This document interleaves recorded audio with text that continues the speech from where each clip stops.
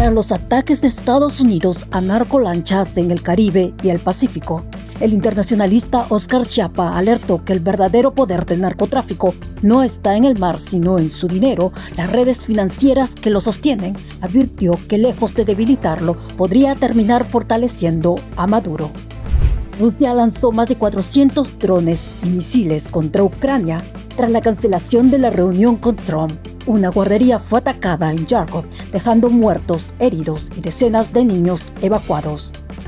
La Corte Internacional de Justicia ordenó a Israel permitir el ingreso de ayuda humanitaria a Gaza. El tribunal advirtió que usar el hambre como método de guerra viola el derecho internacional. Cuba acusó a Estados Unidos de difundir mentiras diplomáticas ante la ONU. La Habana denunció que Washington busca justificar el bloqueo económico con una campaña de desinformación.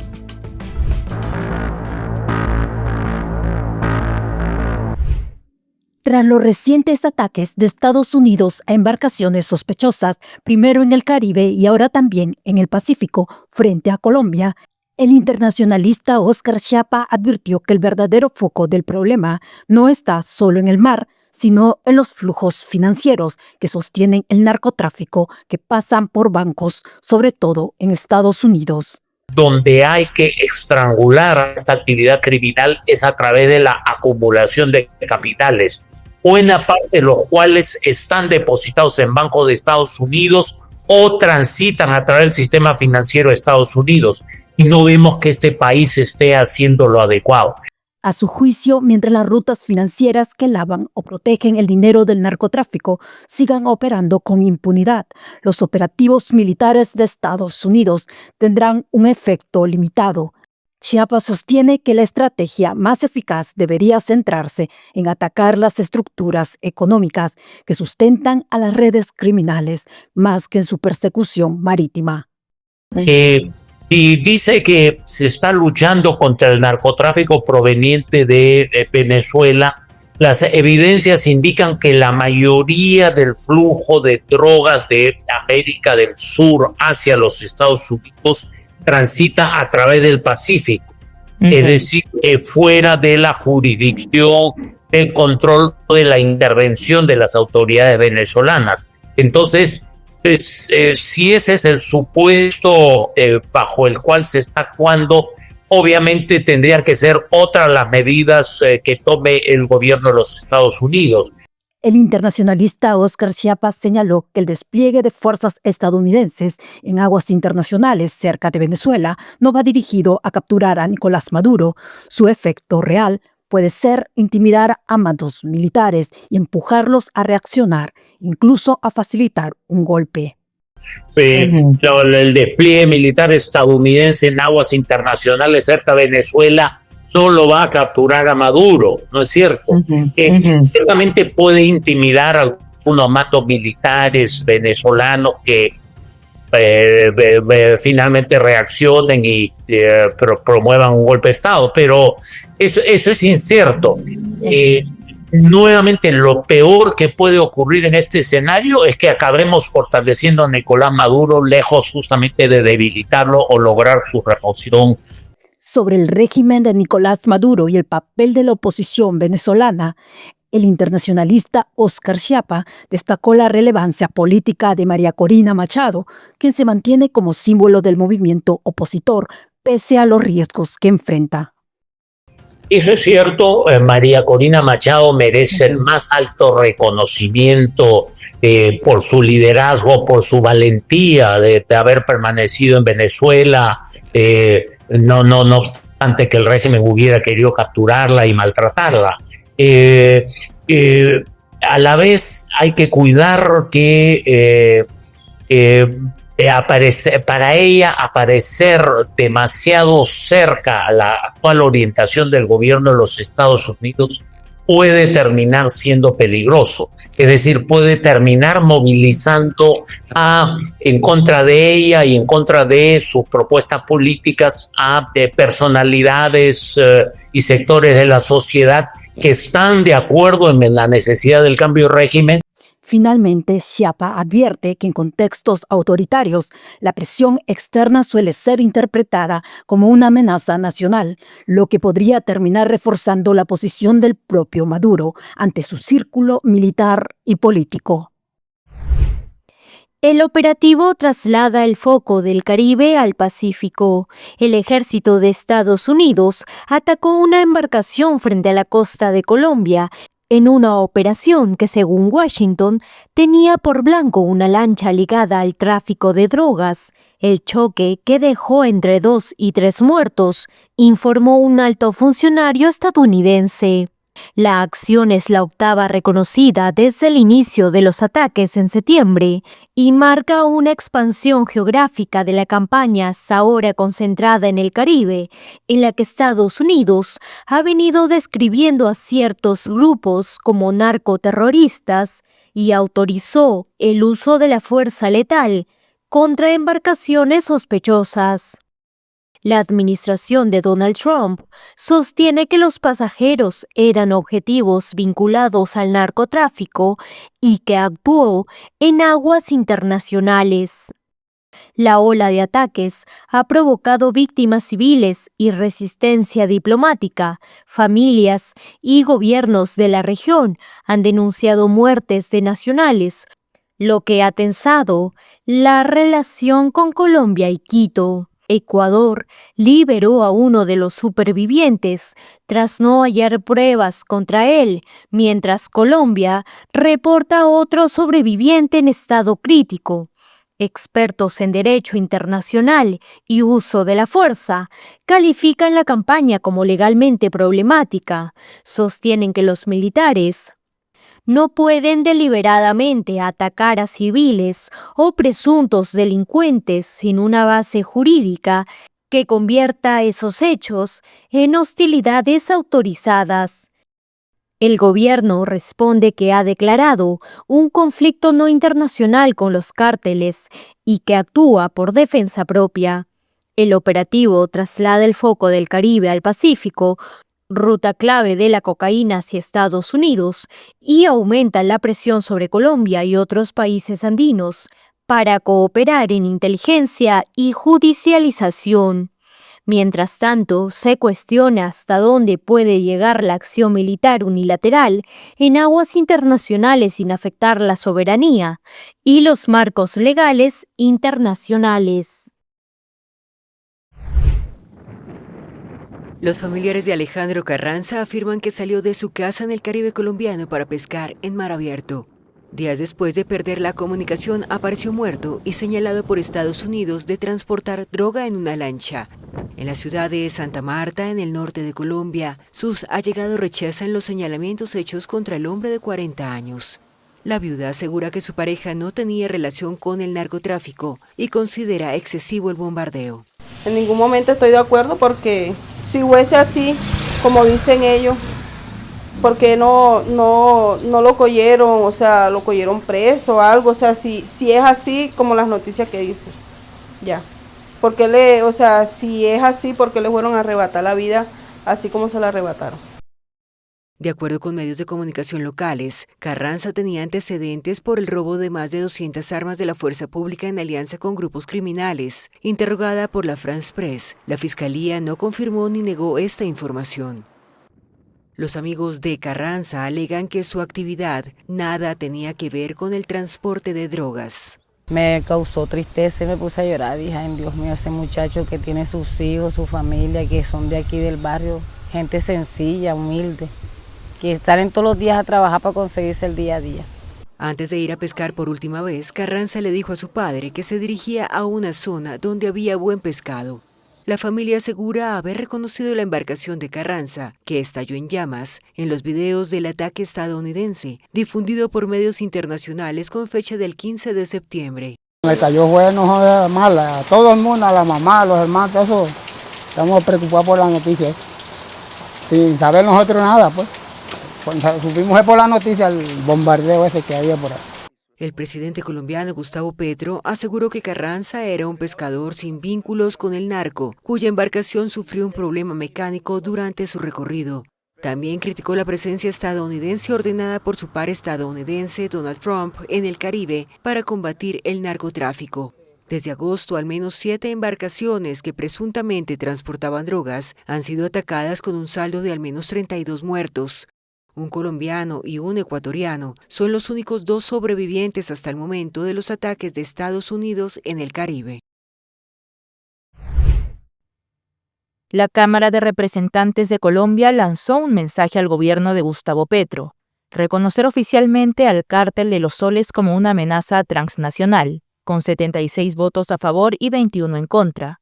El legislativo aprobó una proposición que insta al Ejecutivo a coordinar acciones conjuntas con Estados Unidos e Israel para frenar la expansión de esta red criminal vinculada al régimen de Nicolás Maduro, al Ejército de Liberación Nacional y a las disidencias de las FARC.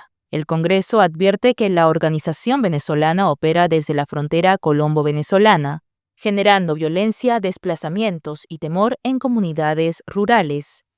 Además, pide al Ejecutivo clasificarla como red narcotraficante y terrorista, lo que abriría la puerta a mayor cooperación internacional, inteligencia compartida y control fronterizo reforzado. La votación marca un punto de inflexión político.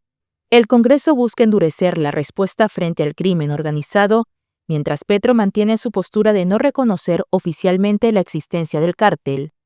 La decisión tensiona las relaciones diplomáticas y pone a Colombia en el centro de una posible alianza regional contra el narcotráfico y el terrorismo. El presidente electo de Bolivia, Rodrigo Paz, invitó a la líder opositora venezolana, María Corina Machado, en su toma de posición el 8 de noviembre. Y ahí, bueno, el 8 de noviembre, si todo sale bien, va a ser la transmisión de mando. Y hoy día empezamos las coordinaciones. Me encantaría verte acá y ver de qué manera coordinar para que puedas estar presente para fortalecer los lazos. Bueno, tú sabes que yo estoy aquí en clandestinidad. Yo tengo 11 años que no puedo salir de mi país. Me están buscando, me han acusado de terrorismo. Si ellos me encuentran, me van a desaparecer. Pero de aquí al 8 de noviembre pueden pasar muchas cosas. Y si Venezuela ya está encausada, pues sería un honor para mí poder estar allí contigo. Sería mi primer viaje fuera de Venezuela en 12 años. Bueno, pues a la hija predilecta de Bolivia. Así es. Así que un cariño grande. Gracias, fuerza, mucha fuerza. En una videollamada, Paz felicitó a Machado por su lucha democrática y su Premio Nobel de la Paz y aseguró que su gobierno no invitará a representantes de Cuba, Nicaragua ni Venezuela. Los bolivianos me han dado el honor y aquí estamos también para sumarnos en la lucha por Venezuela y por las democracias latinoamericanas. Bueno, créeme que estamos cerca y que la transición a la democracia en Venezuela va a representar que Bolivia va a tener a su principal aliado aquí en mi país y yo te voy a recibir a ti especialmente en una Venezuela libre, voy a tener ese honor. Así que te felicito. Machado agradeció la invitación y resaltó la importancia de fortalecer la cooperación entre países democráticos de la región. Este premio es tuyo también y es de todos los bolivianos, Rodrigo, de verdad. Y nos emociona porque ha sido como una euforia en toda la región, porque al final es la misma causa. Es la misma causa, así que gracias en nombre de todos los venezolanos, muchísimas gracias y felicitaciones, por Dios.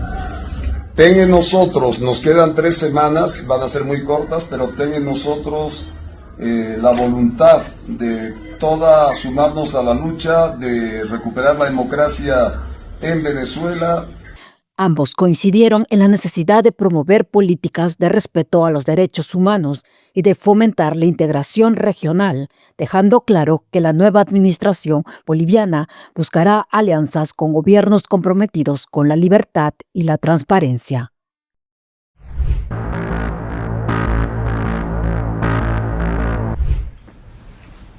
El presidente estadounidense Donald Trump no se reunirá con su homólogo ruso Vladimir Putin en Budapest, como había anunciado la semana pasada, ante la evidente falta de progresos en las negociaciones para un alto el fuego en Ucrania. No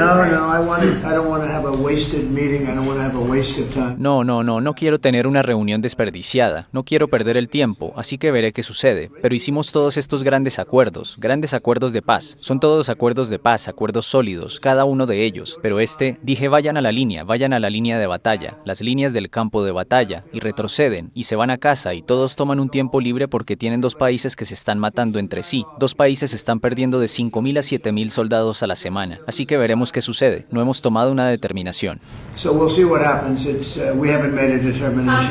El Kremlin también declaró que no había una fecha precisa para una cumbre. Trump ya invitó a Putin a una cumbre en Alaska en agosto, sin resultados tangibles.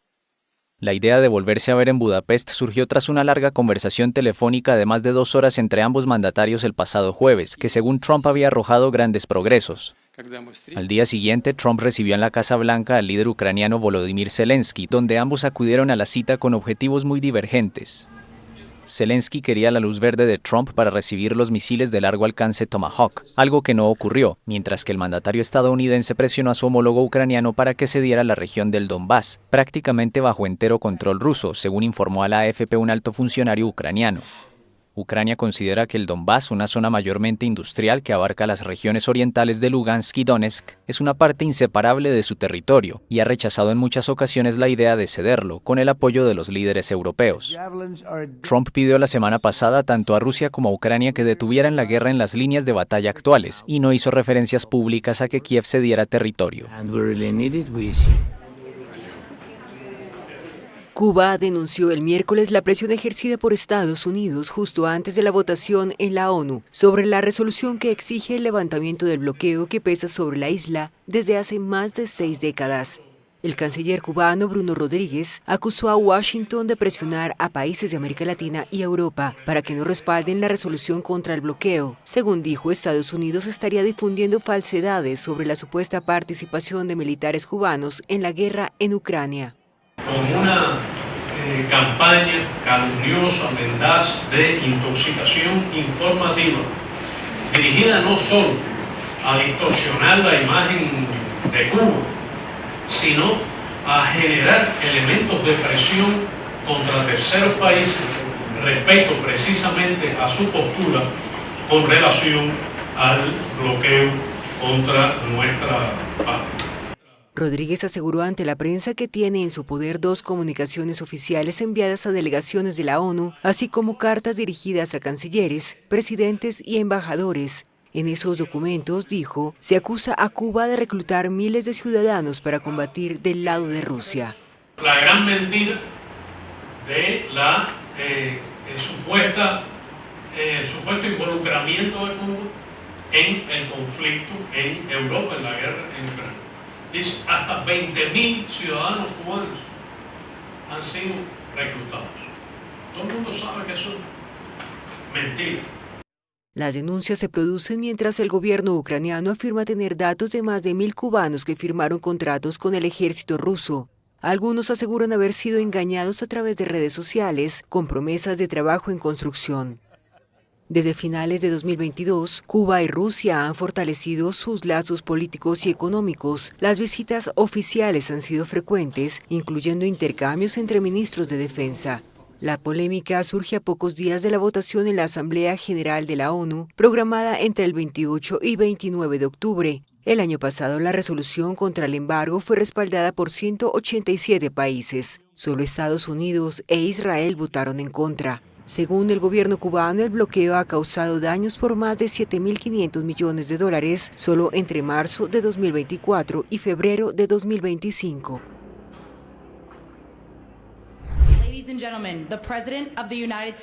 El presidente de Estados Unidos, Donald Trump, reconoció el martes que estaría buscando una enorme compensación económica de su propio Departamento de Justicia por las investigaciones y procesos judiciales que se le han abierto y que han sido archivados. El New York Times reportó que abogados de Trump presentaron una demanda ante el Departamento de Justicia por unos $230 millones en compensación por investigaciones federales en su contra antes de ser elegido presidente por segunda vez. En cuanto a todo el litigio y lo que ha estado involucrado, sí, probablemente me deban mucho dinero, pero si obtengo dinero de nuestro país haré algo bueno con él, como donarlo a la caridad o dárselo a la Casa Blanca mientras restauramos la Casa Blanca.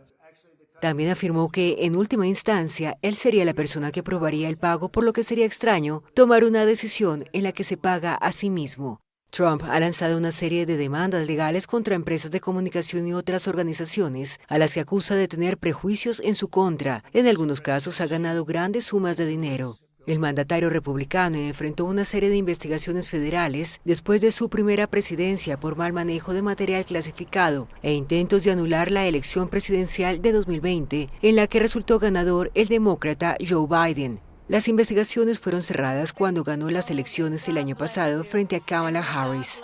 Trump fue condenado por 34 delitos relacionados con pagos de dinero para silenciar a una estrella porno en un caso en el estado de Nueva York.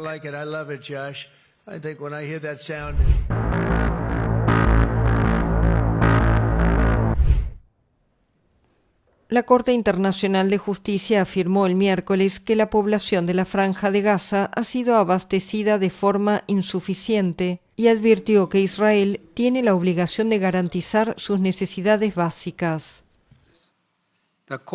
El tribunal recuerda la obligación de Israel de no utilizar el hambre de la población civil como método de guerra.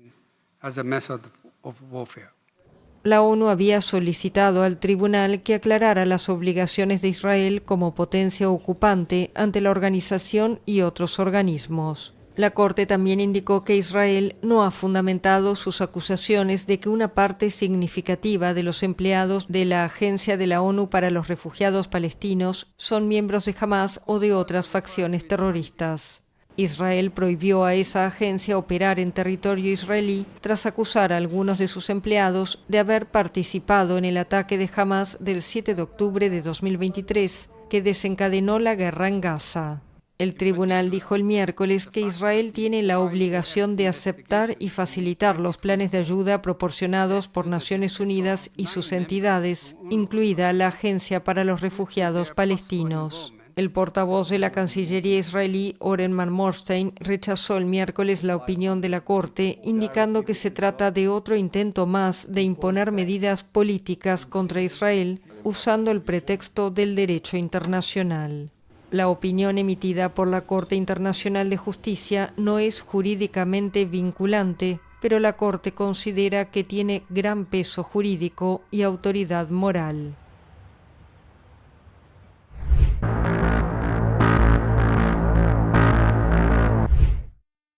En las primeras horas tras la suspensión de la reunión entre Trump y Putin, las fuerzas rusas ejecutaron un ataque masivo, emplearon 405 drones y 28 misiles para bombardear Ucrania, según informó el ejército ucraniano. Uno de los blancos fue un jardín de infantes en la ciudad de Kharkov, en el noroeste del país, donde aproximadamente 48 niños fueron evacuados del sótano tras el impacto directo de drones.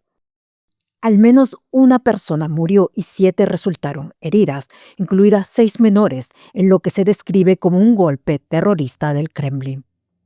Mientras tanto, en Moscú, Putin supervisó un ejercicio de las fuerzas nucleares rusas que incluyó el lanzamiento de misiles intercontinentales desde tierra, mar y aire. Además, bombarderos estratégicos en vuelo. Según el Kremlin, el objetivo era verificar la preparación del mando y control en un contexto de creciente tensión con Occidente. La cadena de ataques no sería casual. La cancelación de la cumbre entre Trump y Putin. Trump afirmó que no quería una reunión desperdiciada tras la última llamada telefónica con Putin y luego del reencuentro con el presidente ucraniano Volodymyr Zelensky. Rusia responde con fuego y demostración de fuerza nuclear. Para Ucrania, las pérdidas humanas y materiales se agudizan, cortes de energía masivos, infraestructuras clave alcanzadas y una población civil atrapada en medio de la guerra.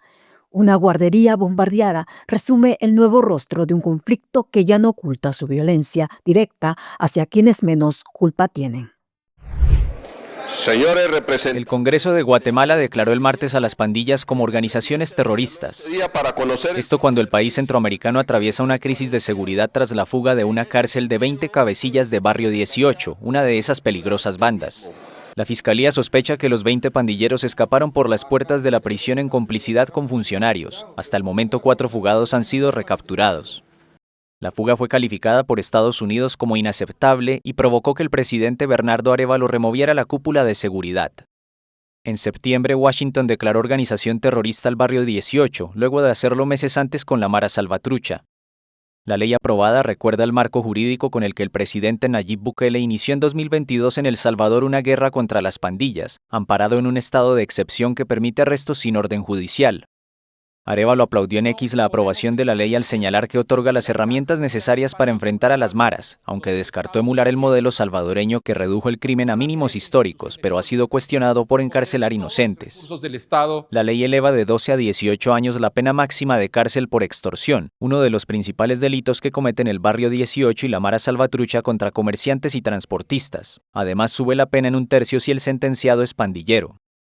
El Congreso de mayoría opositora también estableció penas de prisión de hasta 18 años a quienes recluten a menores para las pandillas y ordenó la construcción de una cárcel de máxima seguridad. En Guatemala hay unos 12.000 pandilleros y colaboradores, mientras que otros 3.000 están en prisión, según el gobierno. La acción de las pandillas incide en el aumento de la tasa de homicidios en el país, que pasó de 16,1 por cada 100.000 habitantes en 2024 a 17,65 este año, más del doble del promedio mundial, de acuerdo con el Centro de Investigaciones Económicas Nacionales de Guatemala.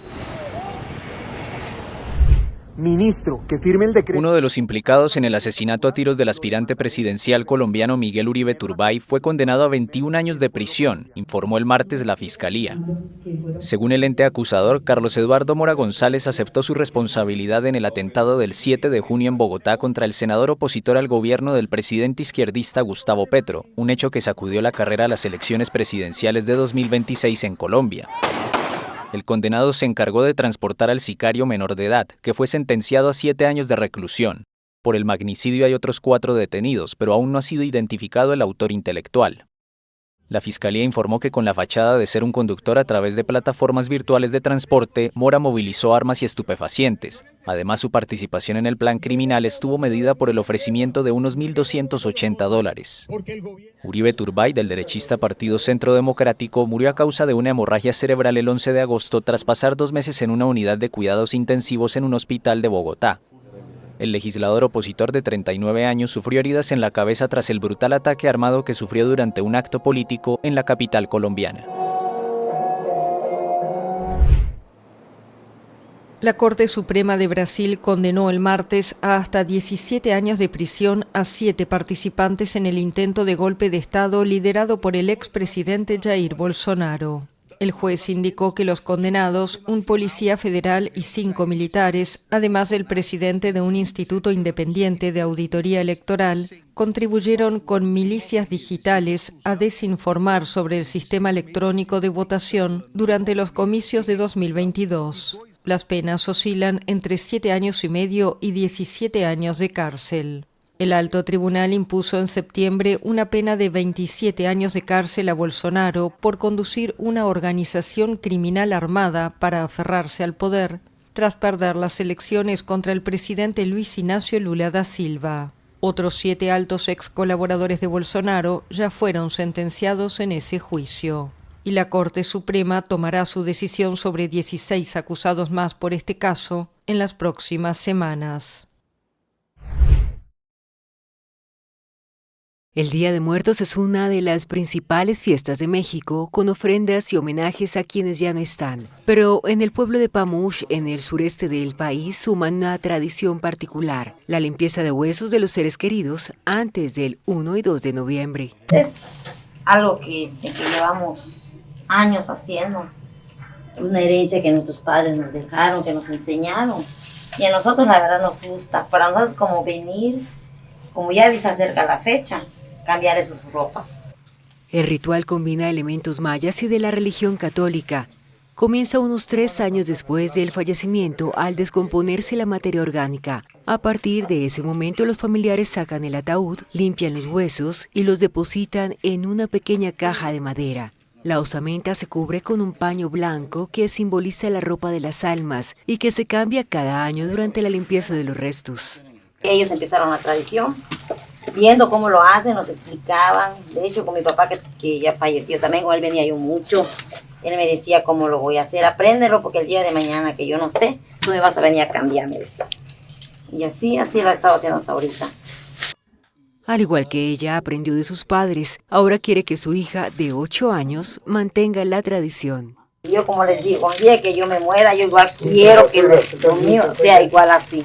No quiero que me cremen, yo quiero que me entierren así y que me saquen el besito.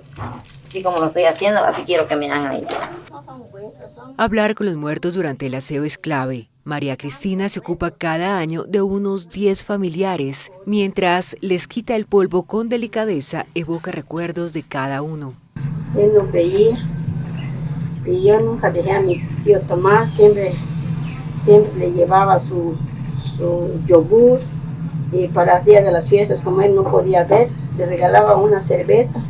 Los restos del abuelo de Lucía, de 4 años, todavía no fueron exhumados, pero su padre ya la llevó al cementerio para transmitir la tradición. Hoy venimos específicamente porque ella ya sabe que son los días de los muertos y esto, y para preservar la cultura venimos con ella, para traerle flores, para que visite dónde están sus abuelitos.